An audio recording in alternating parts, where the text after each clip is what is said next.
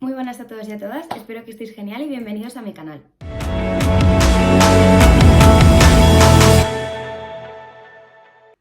Si quería participar en el equipo nacional, la única condición que me ponían era que tenía que adelgazar 3 kilos.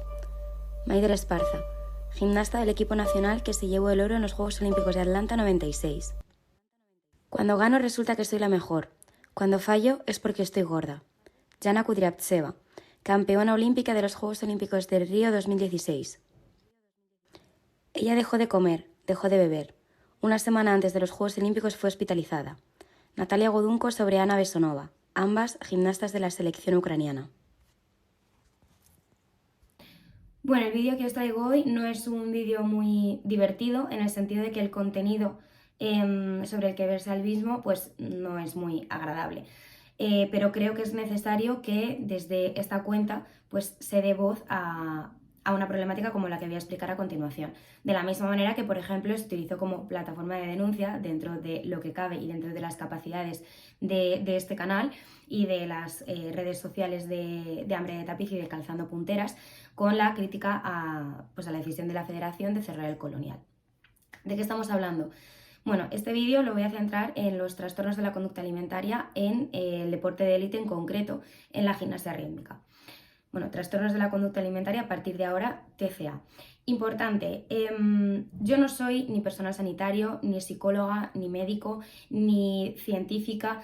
Es decir, en este vídeo no vais a encontrar ningún tipo de manual, ni ningún tipo de guía de actuación para personas que, pues, ya sean responsables de una persona que sufre TCA, compañeras de una persona que sufre TCA o el propio paciente que sufre TCA. Puesto que yo no tengo la formación para darla, simplemente es un vídeo para describir una problemática que existe a día de hoy, que lleva existiendo desde hace años y en el que parece que no hay ningún tipo de institución pública que se esté dando, que esté haciendo eco o que esté dando voz. Sí que es cierto que las cosas han cambiado y los tiempos han cambiado.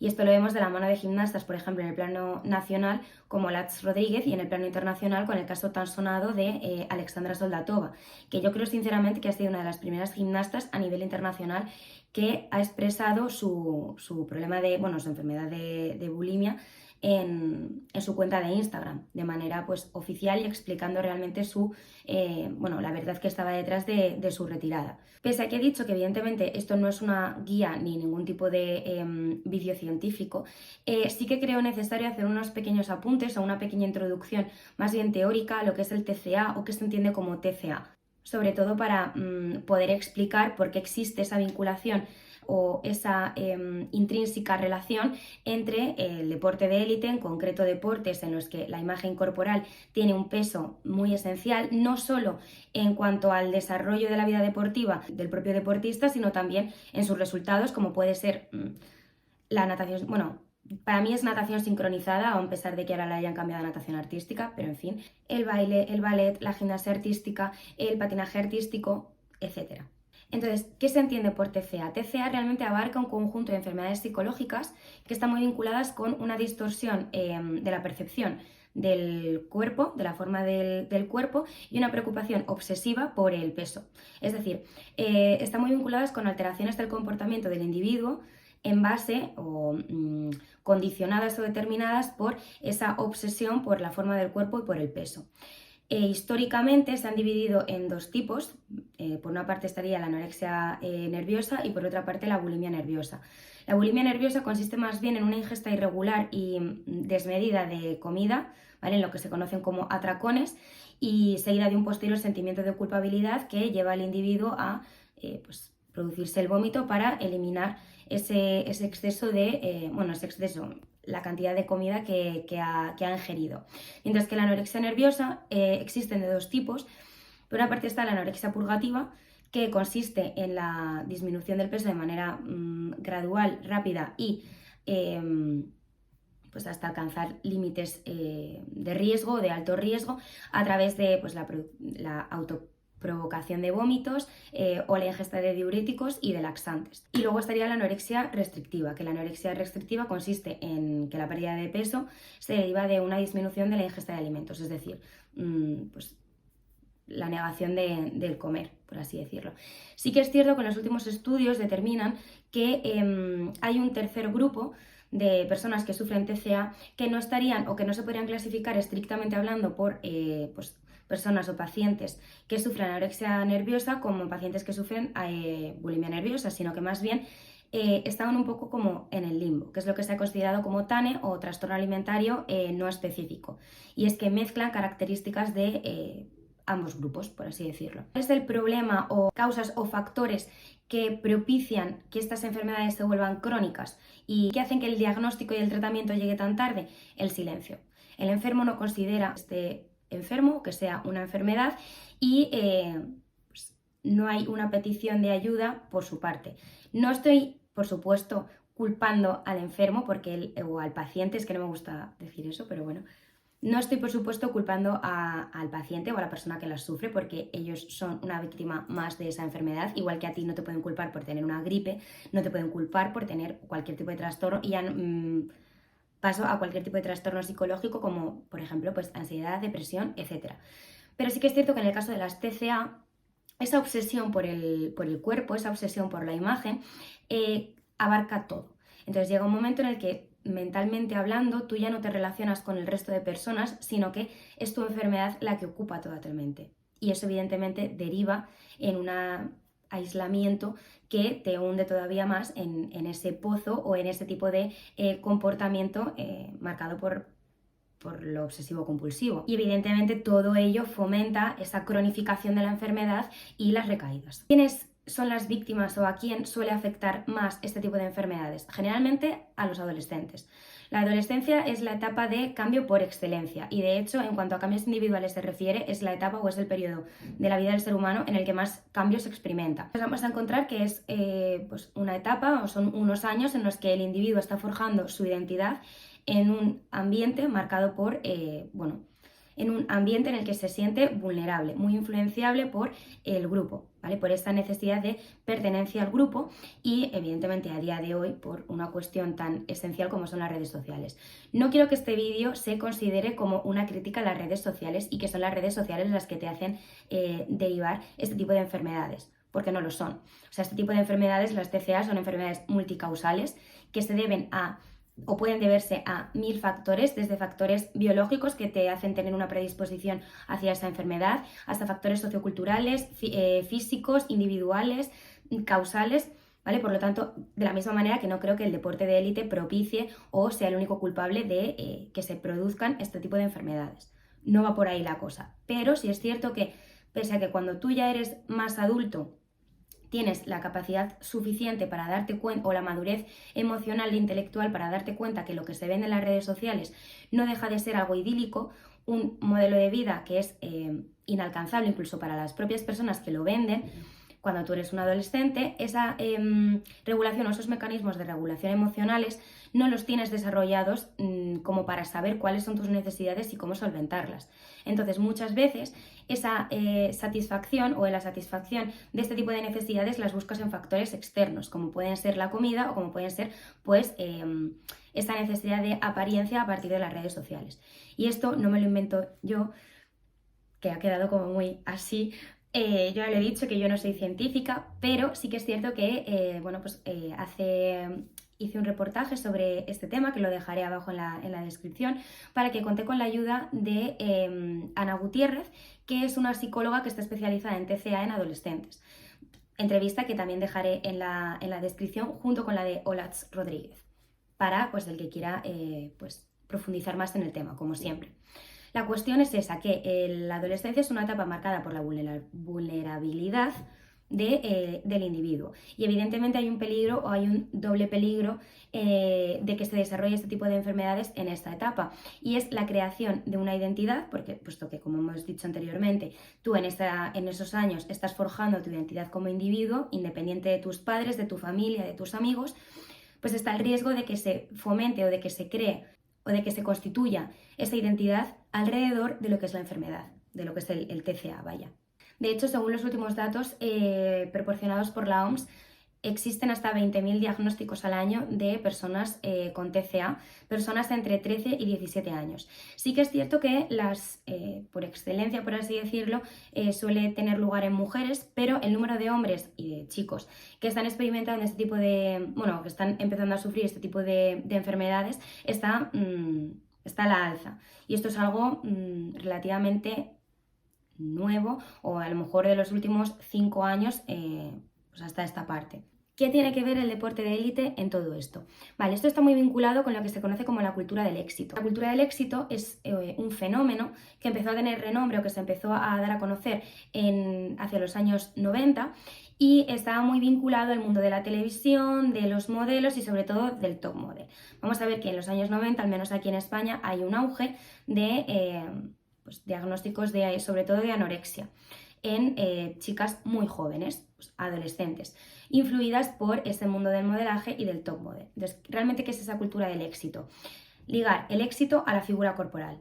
Y esto es algo que en el caso de gimnasia rítmica, y digo gimnasia rítmica porque es el mundo que conozco, pero seguramente, como ya he dicho antes, en aquellos deportes en los que la imagen corporal tenga un peso esencial en el futuro del deportista, en los que exista una valoración de terceros, es decir, de un jurado que determine el éxito del primero, ¿vale?, del propio deportista, también tenga lugar y también suceda.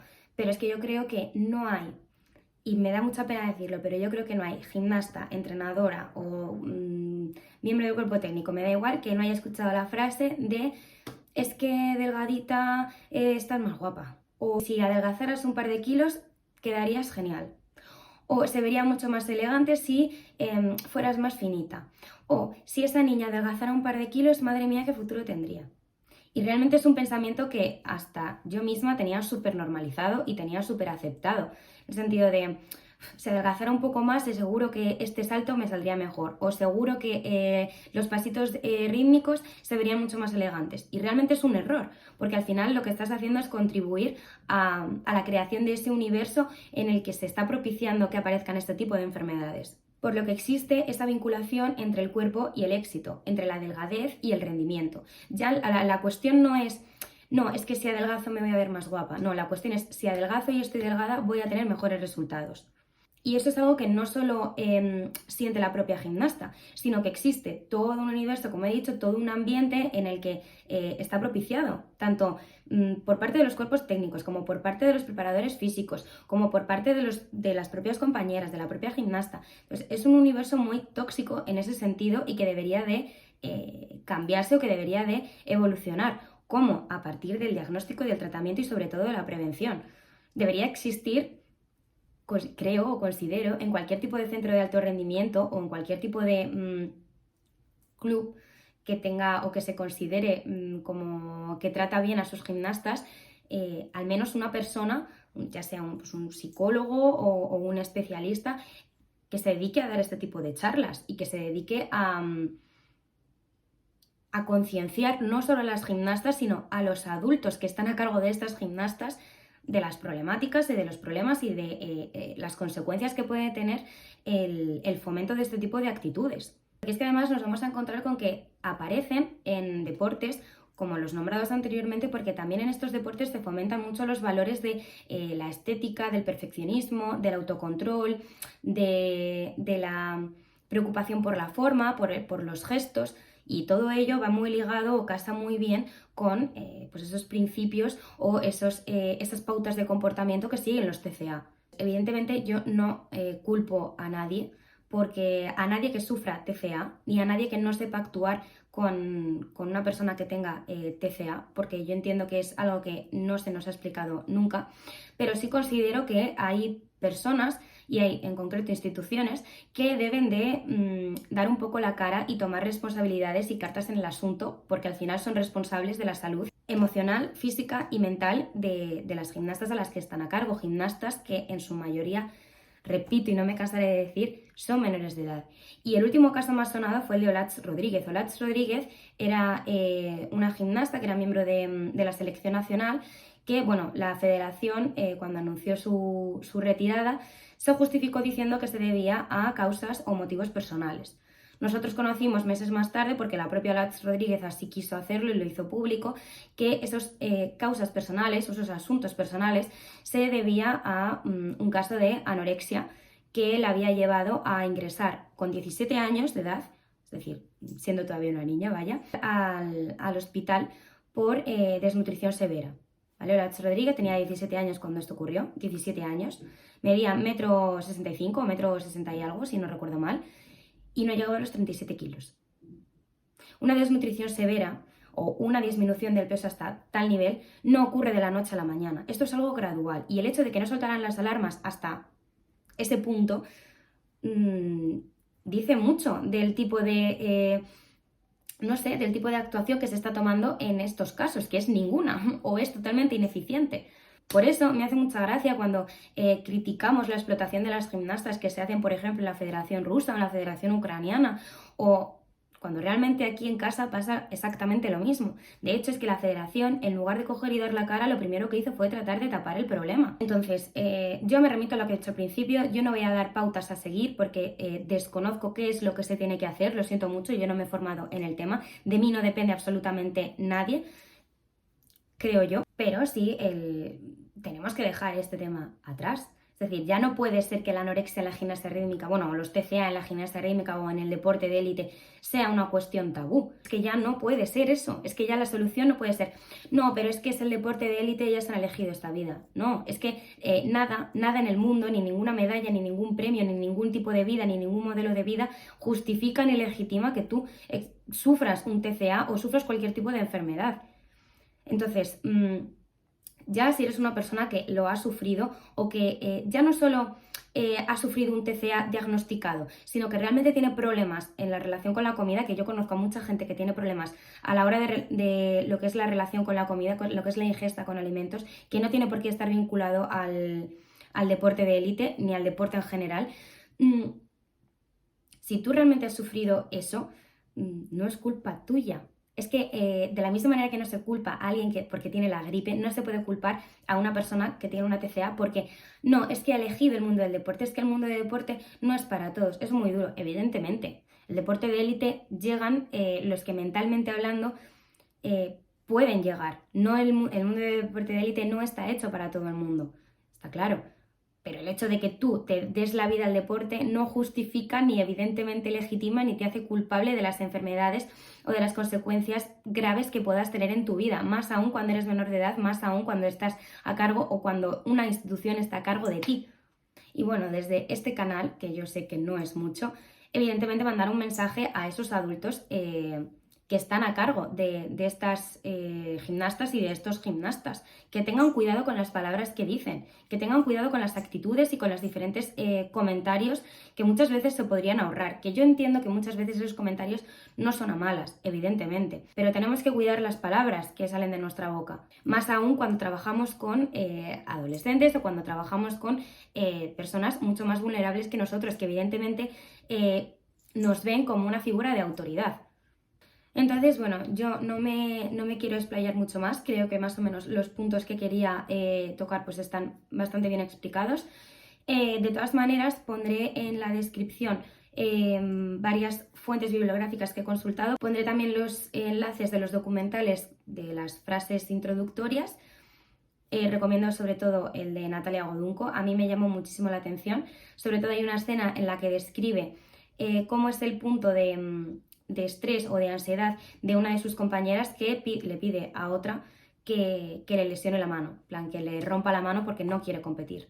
Bueno, espero que haya quedado más o menos todo claro. Como siempre estoy abierta a sugerencias, comentarios, cualquier tipo de crítica constructiva será bienvenida, como siempre he dicho. Y nada, pues espero que os haya resultado útil el vídeo, que os haya gustado. Y que mucho ánimo con la semana que se viene encima y nos vemos en el próximo vídeo. Un besito.